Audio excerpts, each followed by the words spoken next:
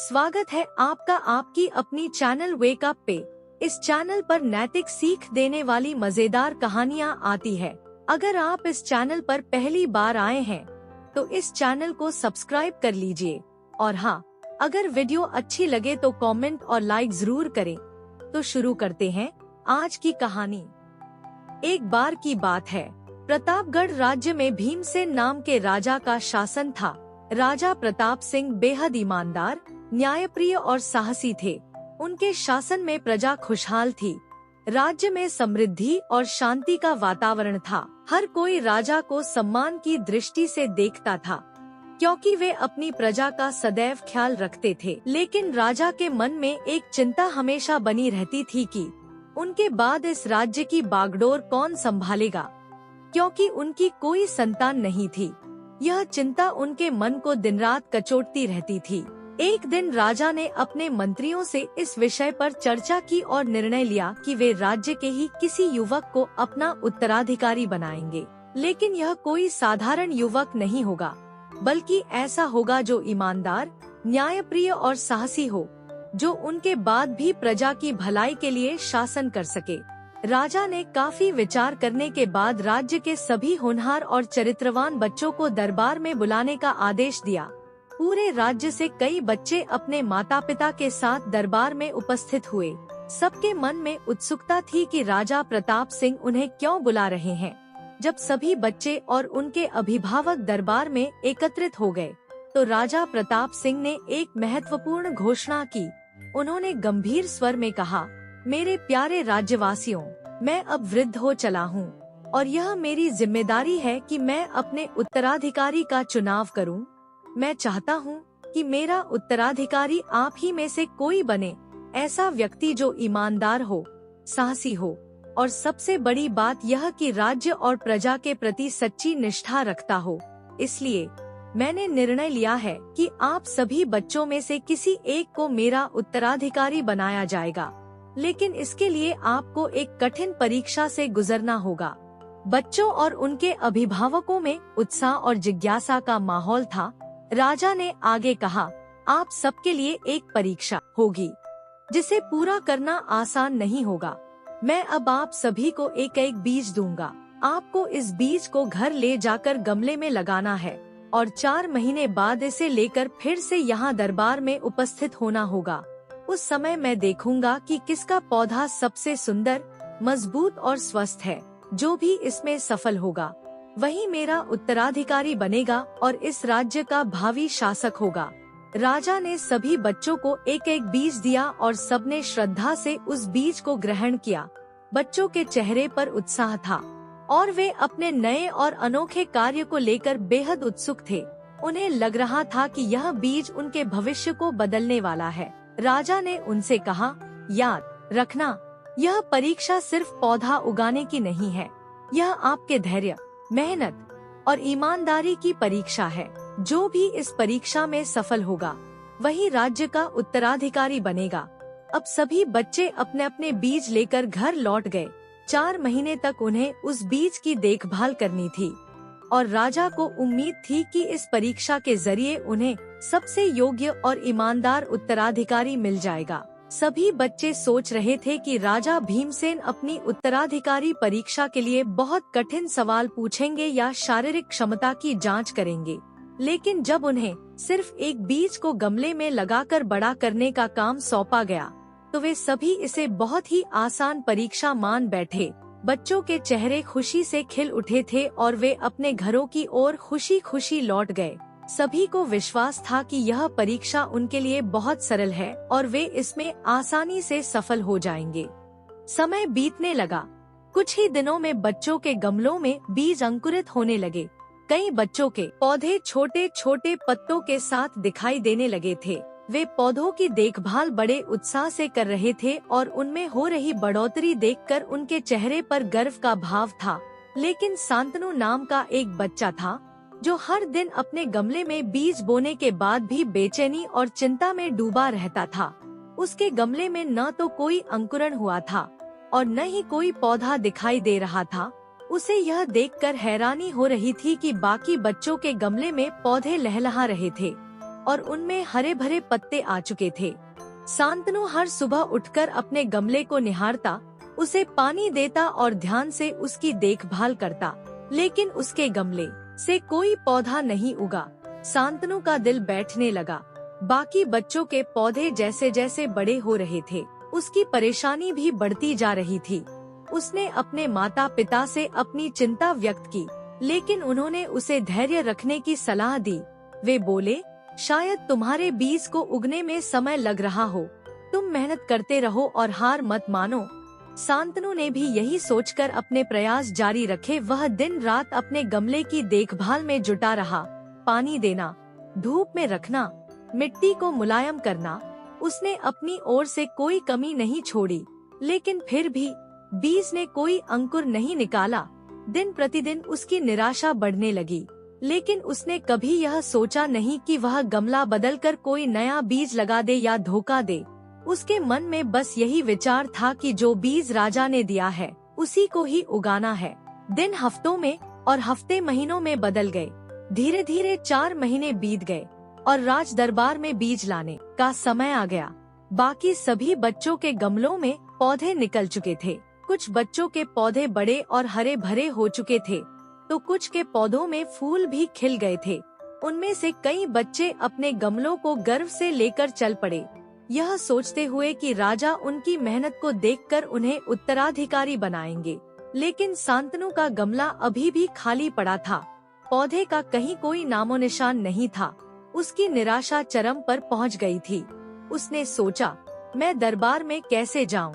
सब लोग मेरा मजाक बनाएंगे। कोई मेरी बात पर यकीन नहीं करेगा कि मैंने हर दिन मेहनत की, बीज की देखभाल की, लेकिन फिर भी कोई पौधा नहीं उगा। उसके माता पिता ने उसे हिम्मत दी और कहा, सच्चाई से पीछे मत हटो। अगर तुमने अपनी ओर से पूरी मेहनत की है तो तुम्हें शर्माने की जरूरत नहीं। राजा प्रताप सिंह न्यायप्रिय और समझदार हैं, वे तुम्हारी सच्चाई जरूर समझेंगे। इन शब्दों से शांतनु का मन थोड़ा शांत हुआ। हालांकि उसका गमला खाली था, लेकिन उसने मन में ठान लिया कि वह दरबार में जाएगा और राजा के सामने सच्चाई पेश करेगा, चाहे परिणाम कुछ भी हो। वह सोच रहा था कि सच्चाई को छिपाना या झूठ बोलना उससे कहीं बड़ा पाप होगा। शांतनु गमले की ओर देख रहा था, जिसके अंदर केवल सूखी मिट्टी थी। उसका दिल बहुत भारी था, क्योंकि उसके चारों ओर हर बच्चे के गमले में सुंदर और घने पौधे खिले हुए थे। सभी बच्चे अपने अपने गमलों को देखकर गर्व महसूस कर रहे थे। कुछ बच्चे आपस में बात कर रहे थे, देखो मेरा पौधा तो सबसे बड़ा है, मेरे पौधे में तो फूल भी खिल आए हैं। उनके चेहरों पर एक अजीब सा संतोष था, पर शांतनु के चेहरे पर निराशा की परछाई थी। वह मन ही मन सोच रहा था कि शायद मुझसे ही कुछ गलती हो गई होगी। लेकिन फिर उसकी माँ की याद उसे आई, जब उसने घर पर गमला उठाते हुए कहा था, माँ मैं क्या लेकर जाऊं? मेरा तो पौधा ही नहीं उगा, सब लोग मेरा मजाक बनाएंगे। तब उसकी माँ ने उसे समझाया था, बेटा परीक्षा मेहनत की होती है, परिणाम की नहीं। अगर तुमने सच्चाई से काम किया है तो नतीजा चाहे जो भी हो, तुम्हें ईमानदारी से उसे स्वीकार करना चाहिए। उसकी माँ की बातें उसके कानों में गूंज रही थी। आखिरकार उसने अपनी माँ की बात मानी और खाली गमला लेकर महल आ गया था। महल में पहुँचते ही उसने देखा कि बाकी सभी बच्चे गर्व से अपने गमलों को लेकर खड़े थे। उनके पौधे हरे भरे थे, कुछ के तो गमलों में फूल भी खिले थे। सभी बच्चे अपनी मेहनत का बखान कर रहे थे और एक दूसरे के पौधों की तुलना कर रहे थे। शांतनु ने अपनी निगाहें नीचे कर लीं। उसकी ओर नजरें घुमाकर कुछ बच्चे फुसफुसाए, देखो उसका गमला खाली है, इसे तो कुछ भी नहीं आया। और फिर सब हंसने लगे। वह चुपचाप एक कोने में जाकर बैठ गया, आंखें नीचे किए, शर्मिंदगी से भरा हुआ। कुछ ही देर में महाराज दरबार में आए। उनके कदमों की आहट सुनते ही सभी बच्चे चुप हो गए और सीधे खड़े हो गए। राजा ने एक एक करके सभी बच्चों के गमलों की तरफ ध्यान से देखा। हर बार वह कुछ पूछते, तारीफ करते और आगे बढ़ जाते। बच्चों के चेहरे खुशी से चमकने लगे थे, जैसे वे अभी से खुद को विजेता मानने लगे हों। फिर राजा की नजरें शांतनु के गमले पर पड़ी। राजा भीमसेन ने जैसे ही शांतनु का खाली गमला देखा, उसकी आंखों में एक अलग चमक आ गई। उसने शांतनु से पूछा, तुम्हारा गमला खाली क्यों है? शांतनु ने सिर झुकाकर जवाब दिया, महाराज, मैंने पूरी लगन से इस बीज की देखभाल की, रोज इसे पानी दिया, धूप में रखा और हर तरह से इसे उगाने की कोशिश की, लेकिन इसमें से कोई पौधा नहीं निकला। मुझे नहीं पता क्यों, पर मैंने कुछ भी गलत नहीं किया। उसकी आवाज में सच्चाई और मासूमियत साफ झलक रही थी। राजा ने शांतनु की बात सुनकर उसकी ओर देखा और धीरे धीरे मुस्कुराया। फिर राजा ने पूरे दरबार की ओर मुड़कर कहा, मैंने आप सभी को एक परीक्षा दी थी, लेकिन यह परीक्षा सिर्फ बीज उगाने की नहीं थी। मैंने जो बीज आप सबको दिया था, वह बीज असली नहीं था। वह ऐसा बीज था जिससे कोई भी पौधा उग ही नहीं सकता था। इतना सुनते ही दरबार में सन्नाटा छा गया। सभी युवक और बच्चे एक दूसरे की ओर देखने लगे। उनके चेहरों पर आश्चर्य और शर्म दोनों ही साफ झलकने लगे। राजा ने अपनी बात जारी रखते हुए कहा, इस परीक्षा का उद्देश्य यह नहीं था कि कौन सबसे सुंदर पौधा उगा सकता है, बल्कि यह देखना था कि कौन ईमानदारी से इस असंभव कार्य को स्वीकार कर सकेगा। आप में से कईयों ने बीज बदल दिए ताकि आप एक सुंदर पौधा उगा सकें और मेरी प्रशंसा पा सकें, लेकिन शांतनु ने ऐसा नहीं किया।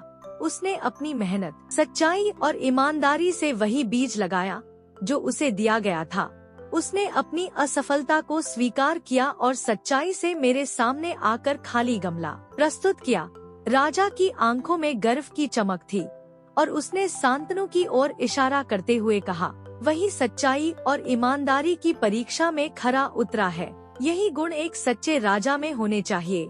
इसलिए मैं घोषणा करता हूँ कि इस राज्य का अगला उत्तराधिकारी शांतनु होगा। यह सुनते ही दरबार में सभी युवकों के सिर शर्म से झुक गए। उन्हें अपनी गलती का एहसास हो गया था। वे चुपचाप दरबार से बाहर निकल गए।